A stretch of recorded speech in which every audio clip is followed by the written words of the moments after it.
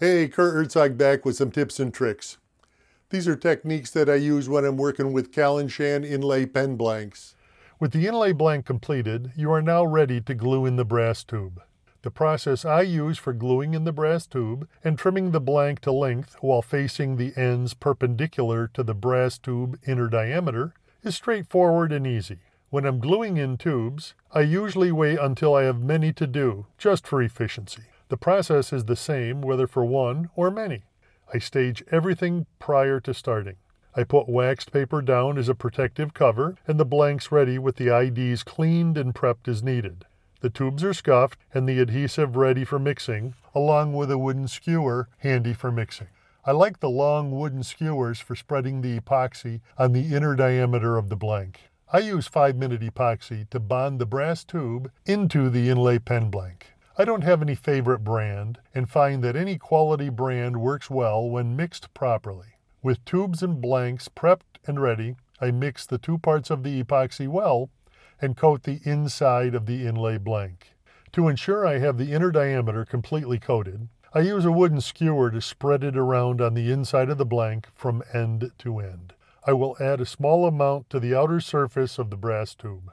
It is inserted into the inlay pen blank with a twisting motion to coat the outer diameter of the tube as it is inserted. I position the tube as needed so it is centered with respect to the pattern on the inlay blank. The inlay blanks supplied are intentionally longer than needed to allow for positioning and trimming. Any excess epoxy that has found its way to the inner diameter of the brass tube is removed before the epoxy sets. This can be done with a wooden skewer that has been wiped clean or with a Q-tip. The completed inlay blank is set aside, laying it level to prevent any shift in the brass tube and is allowed to cure. While it is advertised as 5-minute epoxy and often notes that it is cured in 60 minutes, full strength requires 24 hours. I try to plan to let the adhesive cure overnight at minimum.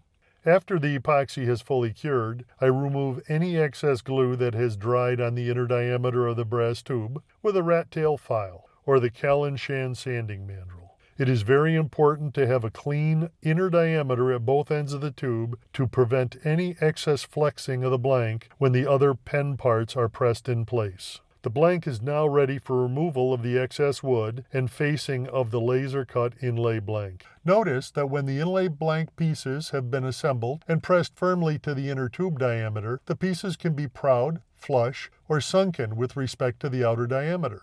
This is a normal situation.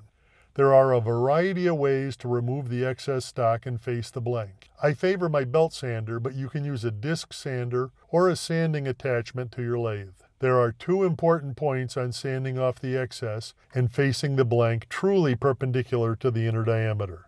Be certain that both your table and miter gauge are indeed perpendicular to the belt. Make any adjustments to your belt sander until they are perpendicular. When sanding the excess and facing flush to the brass tube at both ends, it is key that you support the blank securely on a fixture that is also trued up.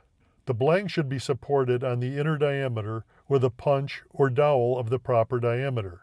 If your sander and sanding fixture are properly adjusted, you can face the inlay blank until the wood is flush with the edge of the brass tube. This final tube length is important to the final assembly dimension stack-up. Notice that the punch supporting the blank is close to the end of the tube but slightly recessed. This provides maximum support to the blank when sanding, but does not interfere with sanding just to the edge of the brass tube. Once you've faced the inlay kit pen blank just to the edge of the brass tube on both ends, you're ready for turning. Notice the inlay kit pen blanks in varying states of completion, with part assembly completed, tubes glued in, properly faced for turning, and the parrot turned but not completed.